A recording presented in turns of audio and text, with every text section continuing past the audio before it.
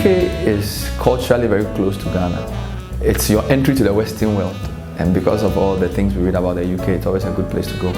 But my boss, Samens, was quite keen on me studying the UK because he did an MBA at Leicester University, and he thought the British system was very relevant for what we're doing here.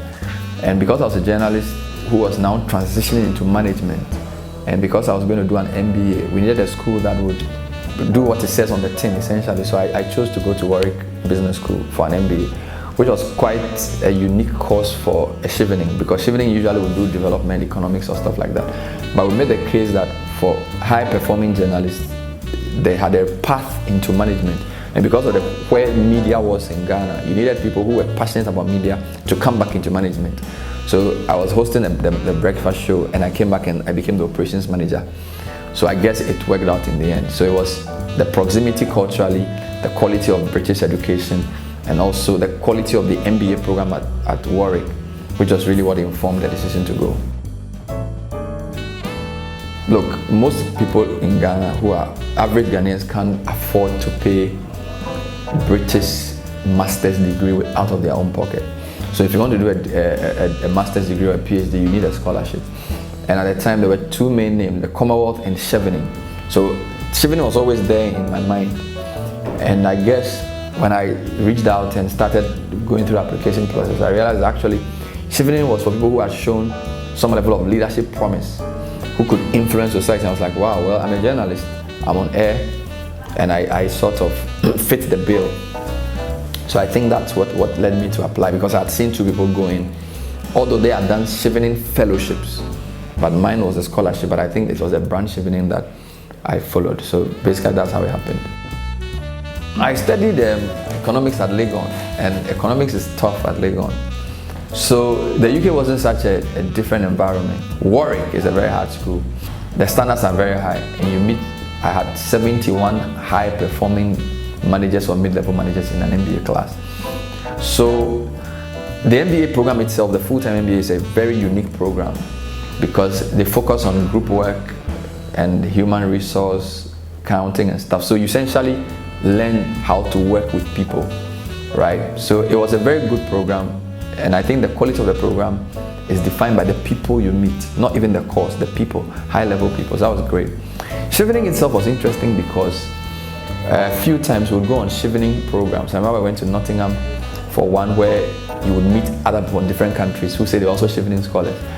And I didn't realize how prestigious it was until I got into those programs, meetings. Like, wow, I'm from Jordan, I'm a Chevening, and we're only 3 people in my country, and we are 10 from China. And I was like, oh, in Ghana we're only 3 who got. So it already positions you as someone who's already on the path to influence. And then you get to meet people from different countries. So what is it about me that puts me in this unique class? So it builds your confidence, right? And then I met people I would never have met had it not been for those Chevening interactions. I met a guy from Jordan who could speak 7 languages. Could speak Ukrainian or Russian, could speak Arabic, could speak French, could speak English, could speak Spanish, and was learning Chinese. And I met him during a Chevening program at Nottingham.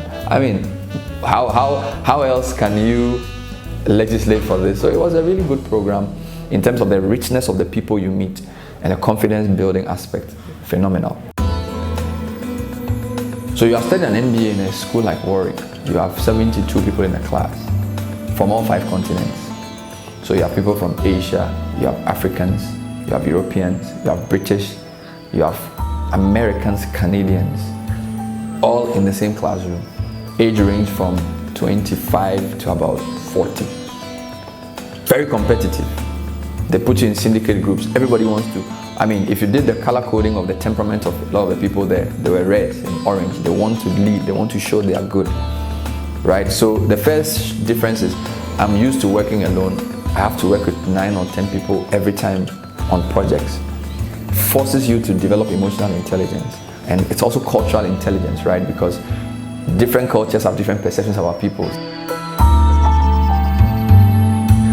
It was a very intense life changer for me, and to think that the British Chevening Scholarship funded a large chunk of that is an incredible opportunity not many will get. Look, even before the Chevening, I knew that being a young person in media, I was a role model. But being chosen to be one of only 3 people, a friend of mine went to Cranfield, and then the third lady who went to Lancaster. Only 3 of us in the whole country were Chevening scholars in the year 2008. So I can't mess around, right? And coupled with the fact that I'm already a media person who is seen, so it's heightened my sense of self-awareness. I remember I was at a conference in Brussels and I met the finance minister of Egypt, and I was supposed to interview him for a few minutes. This is at 2011. Then he says, "What's your name?" I said, "I'm Bernard." Then he says, what's your background? And so I studied economics. He says, "Where?" I said, "I went to Warwick." He says, "Wow, I also went to Warwick. It's a very tough school, and I did economics as well." So I'm interviewing an Egyptian minister for investment in Brussels, and he says he's also a Chevening scholar. Think about it. We spoke for like an hour. So it's a really privileged class of people, and I think it places a big responsibility on you, because to whom much is given, much is expected. So you have to be a role model, and you have to keep leading in the field that you've chosen. So I think the Chevening community in Ghana needs to get together more, and I think I want to commend the executive. They've started.